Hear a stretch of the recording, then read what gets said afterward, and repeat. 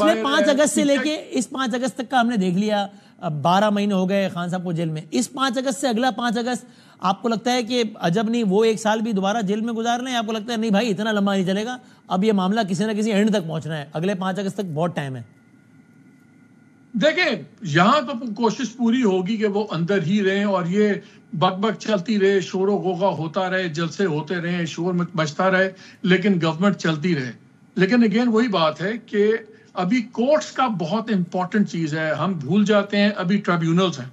अगर ट्रिब्यूनल्स के फैसले आना शुरू हो गए, पंजाब के ट्रिब्यूनल्स के,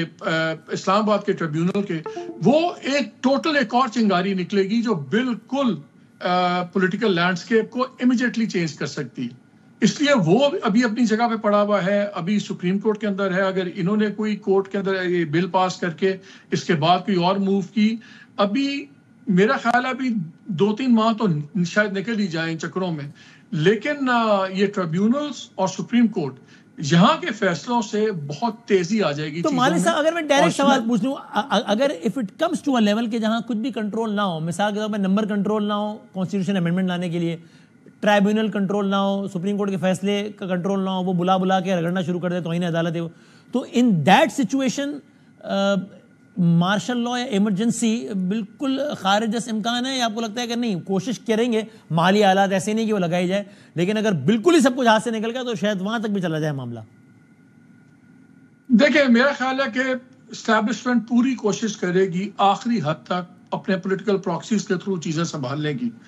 लेकिन अगर पॉलिटिकल प्रॉक्सीज से ना बात बनी और ऊपर चेहरे बदलने से भी ना बात बनी कि चले मुस्लिम लीग के बजाय पीपल्स पार्टी ऊपर आती है, मेरा ख्याल है डेस्परेट एक वो भी स्टेज आ सकती है कि जहां पे आप टॉप बदलें। और अगर वो भी ना हुई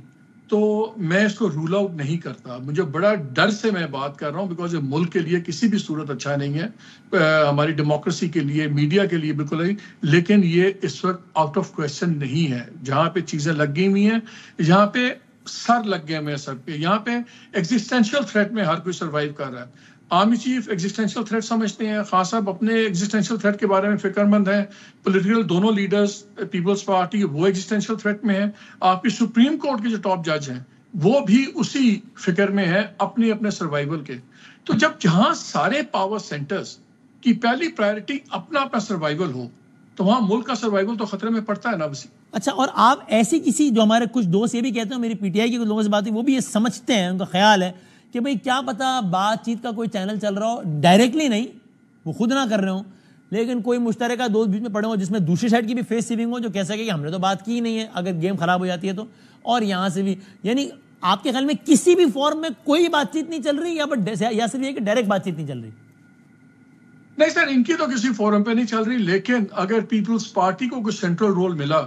तो फिर मुझे बहुत ज्यादा कभी इम्कान निकलता है कि साइडवेज, साइड लाइंस पे बातचीत चल सकती है और एक कहीं निगोशिएटेड सेटलमेंट आएगा। पीएमएलएन टॉप पे जब तक बैठी हुई है, निगोशिएटेड सेटलमेंट मुझे होना बिल्कुल नामुमकिन नजर आ रहा है।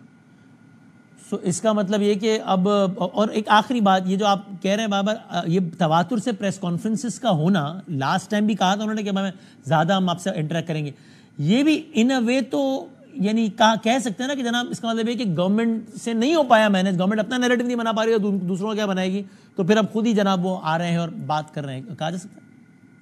है। आज की प्रेस कॉन्फ्रेंस बड़ी इंपॉर्टेंट थी वसीम, इस लिहाज से कि एक तो 9 मई वाला उन्होंने रीएट्रेट किया और ये सारी बातें खत्म कर दी जो लोगों का ख्याल था, जिसे आप भी पूछ रहे थे कि यार आखिर उधर भी तो बयान बदले ना, तो कोई वजह तो नहीं है। एक तो उन्होंने उसको खत्म कर दिया। दूसरा, आज आपकी प्रेस कॉन्फ्रेंस हमने नोट किया कि वो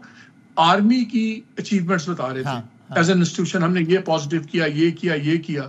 और जब स्मगलिंग की बात हुई और किसी ने कहा यार बॉर्डर्स पे तो आप बैठे हैं, तो आगे से जवाब आया था कि ये परमिट्स कौन देता है तेल मंगवाने के, सब कुछ हम तो नहीं दे रहे।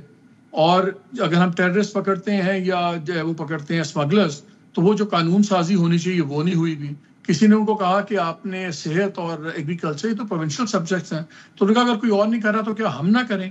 आज क्लियरली नजर आ रहा था कि एक डिजायर थी या कोशिश है आर्मी की कि आर्मी को मनहसुल इदारा आप अलहदा देखिए, हमें ब्रैकेट ना करें गवर्नमेंट के साथ। आप ये देखें कि हम क्या कर रहे हैं एज आर्मी, और हम मुल्क के लिए कर रहे हैं, हमने इतनी शहादतें दी, हम इतना सब कुछ कर रहे हैं, हम एज एन इदारा मुल्क के लिए क्या कर रहे हैं। तो आपको हल्का सा एक डिस्टेंस नजर आता है, हल्की सी एक गैप नजर आता है बिटवीन, पहले एक सांस में दोनों की बातें होती थी, अब जो डिक्लेयर्ड एनिमी है वो तो पीटीआई है, लेकिन जो ओनरशिप थी गवर्नमेंट की, मुझे आज वो ओनरशिप गवर्नमेंट की इंस्टीट्यूशन की तरफ से उस तरह नजर नहीं आई जो आज से पहले नजर आती थी। तो ये मुझे एक लिहाज से बड़ी इंपॉर्टेंट लगी थी प्रेस कॉन्फ्रेंस, उस वजह से कि ये एक थोड़ा सा डिस्टेंस, एक जैसे होता है ना, आप एक कदम साइड पे हटते हैं, ज्यादा नहीं, हल्का सा एक कदम साइड पे हटते हैं, तो ये एक डेवलपमेंट है। लेकिन बड़ी जल्दी हम बहुत बड़े फैसलों की तरफ जा रहे हैं।